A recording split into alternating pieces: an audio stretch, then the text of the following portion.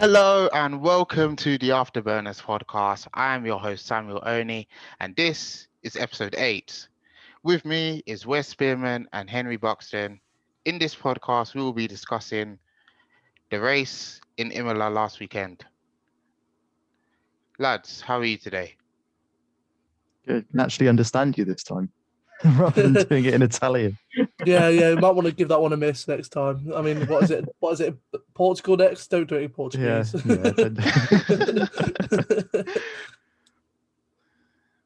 So, Anyway.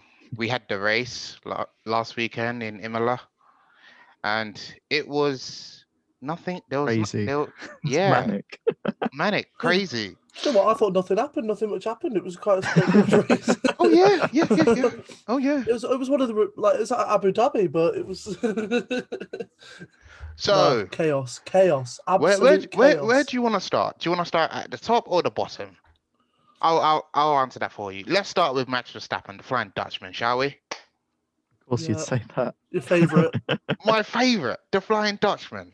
And I'm not talking about the Pirates, but I'm talking about Max Verstappen, Dutchman. Anyway, he won the race in Imola. Great to see it. How impressed were you with him? Because I definitely was. Yeah, good race. Drive. Leading from the front pretty much the whole race. I don't think he. Well, no, obviously he wasn't on pole, but the moment he overtook Hamilton, and he had that little incident at the start where he clipped his front wing. I think from then on, I don't think he dropped back unless it was a pit, and even then, I think he was still quite far ahead. So yeah, I mean, perfect drive from him, really. I mean, quite a Sunday drive, literally. Yeah, just a solid race, and yeah, as you said, Buxton overtook Hamilton into turn 1, Tamburello, and then pretty much just led the race from there on. I mean, he only dropped back when he pitted, and then I think did Red Bull go for the undercut, which when Hamilton pitted, Verstappen then overtook Hamilton by quite some margin in the end.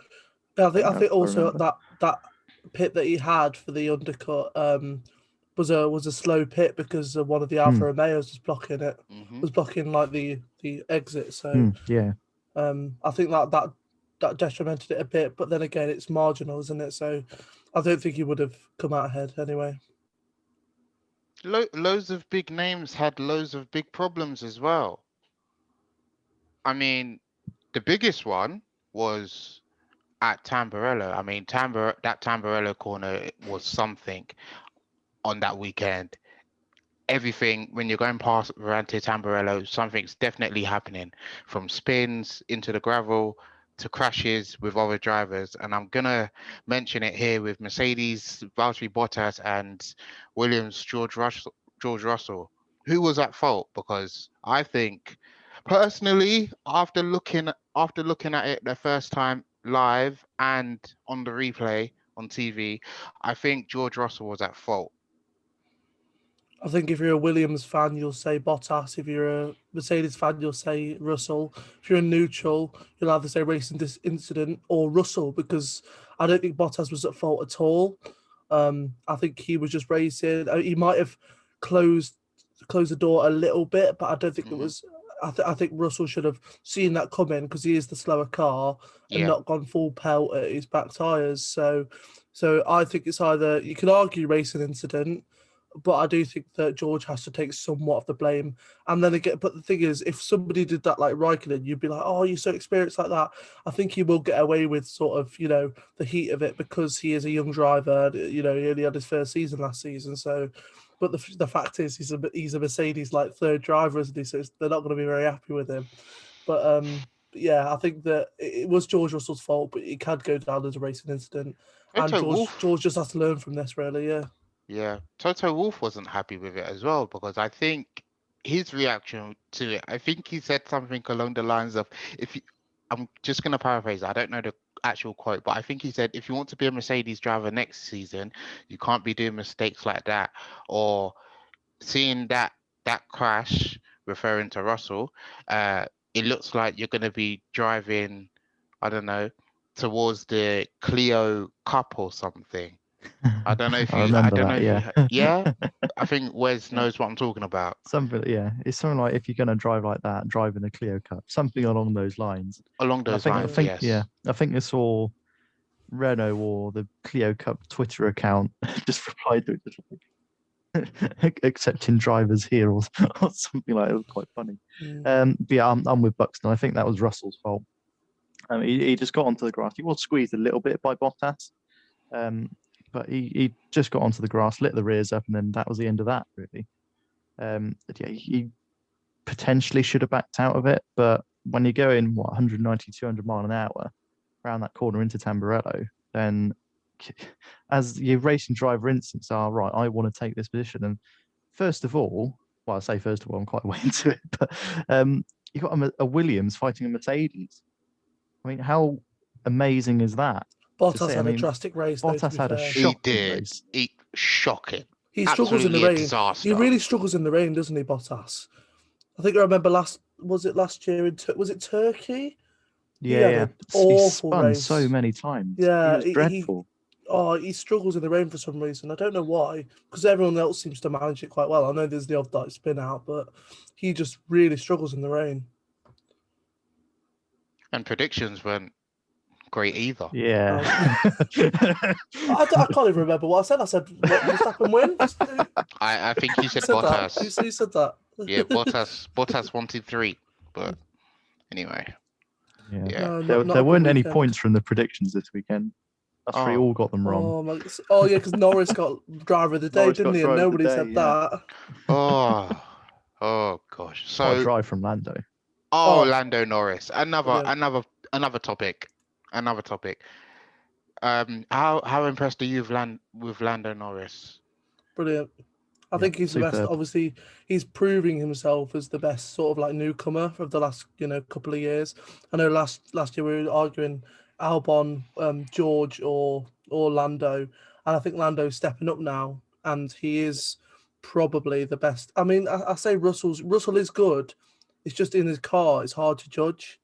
Whereas Lando's in a good car, he's a good driver, and he's pushed himself. I know, Albon was in a good car, but he wasn't the best driver. So I feel like Lando has got the best of both worlds with that sort of thing, and that's why he can push for that top. And he's third in the championship. Amazing. British driver as well. Yeah. Future world champion. Certainly ahead of Daniel Ricciardo as well.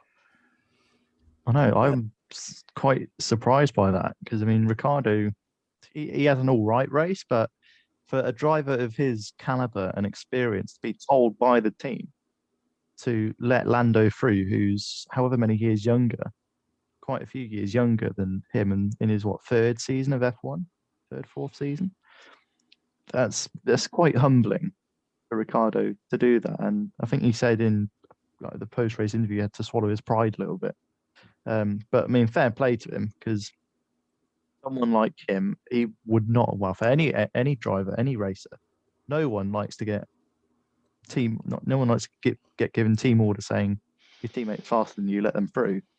But I mean, fair play to him, and he still brought home points for McLaren, which is the main thing. That's what the team wanted. But what a drive from Lando! He narrowly missed out on, was it P2 or P3 in qualifying? P2. And then and then he made that up in the race. It was just an absolutely brilliant drive. I think that might have even driven him more. I think to if get he did past Lewis Hamilton. I think if he did get that that position in qualifying. Yeah, I think it was it P3 or was it P2? I think it was P3. P3. I think if he would have got that, I think he still would have had a decent race, but I don't think he would have had that drive and determination to, get back at it and push for that second, third place. I know obviously the last few laps, Hamilton breezed past him and he literally went on team radio. He was like, oh, he's too fast, I can't hold him off. Because then you're at risk of doing, what Rosberg did once, just completely shutting the door and sending him off the track when he's just so much faster. So I don't know where that was. I can't remember, but yeah, I think that he did the right thing. He had a great race. I think if you would have offered him third at the start of the day, at the end of the day on Saturday when he just qualified 8th or something, you would have snatched your hand off. So I think he was almost happy to let Hamilton through and settle for third place. So yeah, brilliant drive from the young Brit. Second podium as well. Third in F1. Yeah, and third in the championship as well. So the championship, brilliant. Yeah. Lewis Hamilton, your 7-time world champion. how would you sum up his race from start to finish? It's peaks and troughs, wasn't it? Yeah. A bit. Mm. It was really, really up and down. Really up and down. Quite unpredictable. Wasn't very consistent, was it? No. It's worrying. I mean, I know it's rain, but it's worrying a bit in it that he can't sort of, keep to consistency. Because obviously, last race he's gone off the track limits to get an advantage, and then this race he's been off and on. And the only reason he got second is because he got a bloody fast car. So, yeah, it's inconsistent. It's worrying for the rest of the season. I mean, that mistake. That mistake. I can't remember what it might have been Tosa. But to go off that, was it? I think it was not long after either a safety car or the restart. But to fall back however many positions that he did, and then recover from that and still end up in P2. I mean, what a drive! It's just, I mean, yes, the car is good. The car is good, but driver as well. I mean, you can't deny that if that was someone like, I don't know, Bottas, for example, if he was still in the race, would he have been able to do something like that? Would he have been able to go from ninth, that position he was in before he crashed? Would he have been able to get back up into even the top 5?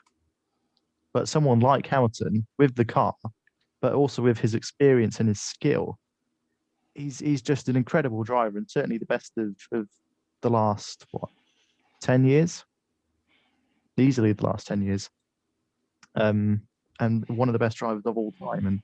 And I think he sort of showed that a little bit this weekend. Yes, he did make a mistake, but to recover from that mistake and still end up on the podium is just incredible. Yeah, I do think Hamilton also has that, driver's grit and passion. And I think the fact that he spun out and was like, I mean, some drivers I know would have done what he did, beached the car and gone, you know what, done, leave the car, it's done. He, even with front wing damage, reversed out of it and got back on the track. No, I don't think many drivers would have done that. So to see him do that is just, I think it shows his determination and his driving management. He was like, you know what, I'm not standing for this. I'm going to push. Even if he gets, 9th position, 8th position, and a couple of points, it will mean something in the final standings because Max Verstappen is coming right at him. And I feel like it's going to come down to, I mean, he's only ahead on a point, is it, from a fastest lap? Yeah. I think maybe at the end of the season it could come down to just points, it could do. tiny points. Definitely. Normally there's always someone running away with it, and in the end they're like, hundreds of points ahead. I think this season it will come down to a couple of fastest laps or a couple of positions. Verstappen will finish 4th and Hamilton will finish 1st, and that'll be massive because of the points differential between those two positions. So yeah, I do think that he had that determination grit, even though it's early in the season. He could have gone, "I'll bun this off. I'll try next week." No, he reversed out, got back onto the track, and finished P2. And now he's a point ahead, but he could have been many points behind. So yeah, I think that I like to see Hamilton's determination grit, and he's always had that from his rookie season. So there's no surprise there. And so just on that quickly, I mean, to reverse out as well takes some skill because quite a few other drivers, I'm sure, would have up the rears and then dug a hole in the gravel. Whereas Hamilton, he kept the rev so low, but not low enough that he stalled the car to actually reverse out over the gravel, which is meant to stop these cars, remember? To do that, get back on the track, and then, as I say, drive up to P2. Yeah, incredible skill. Absolutely fantastic. I mean, the race was great all over the grid. And just to mention some other things in the championship, Fernando Alonso got his first point for Alpine, the first one since returning to Formula One. Originally, he had finished in the bottom half, but Alfa Romeo's Kimi Raikkonen was hit with a 30-second penalty.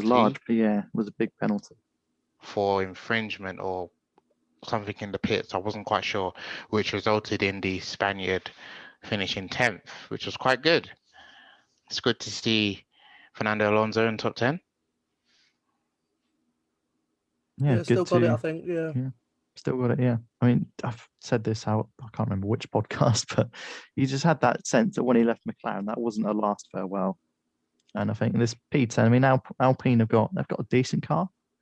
I think not as good as McLaren, but I mean AlphaTauri as well. They've got a good car. So it's just those battle for those last points positions. And with the experience that Alonso has got and how good a driver he is, he's probably past his prime now. I'm sure he has been for quite a few years. But his experience against the likes of his teammate Ocon, Gasly, Tsunoda, he will come out on top in those battles. Yeah. And, yeah, first of many points this season, I'm sure. Yeah. Just before we finish up, we've got some more racing for you this weekend. Not Formula One, but Formula E. Formula E is back again in Spain, in Valencia, at the Ricardo Tomareo Henry left the circuit. chat. I've got no knowledge of this. I know a bit of it, but I just Yeah. I'm not. I don't follow it. So Yeah, Formula E is back this weekend, and next week, the following weekend is Formula One, and this time, and we'll be in Portugal, in Portimao. Last year's race, well, I remember it being quite a good race, wasn't it? yeah, Yeah, I think it was quite. I don't remember much from it, but from what I do remember, it was quite. I think it was opening race. Verstappen hit Perez. I think Perez went out, and then Sainz was leading the race for the first 20 or so laps in a McLaren, and then I think Lewis ended up winning it, obviously. Yeah, but, I'm pretty sure Lewis got pole fast to slap and win. I'm pretty sure he got another Grand Slam. I think that that might have been the case. Yeah, I said he did that once last season, didn't he? He did. Trying to work it out. Portimao, yeah, he got all of them. So, yeah, Pole, fastest lap, surprise, and race surprise. win. I thought it was quite eventful, but obviously clearly wasn't. And ladies and gentlemen, that brings us to an end of another AfterBurners podcast. I've been your host, Samuel Oni, and it's a goodbye from me, and it's a goodbye from Wes, Ta-da. and our guest Henry. See you soon. And we'll be back next week when we will be previewing Portimao GP in Portugal. See you then.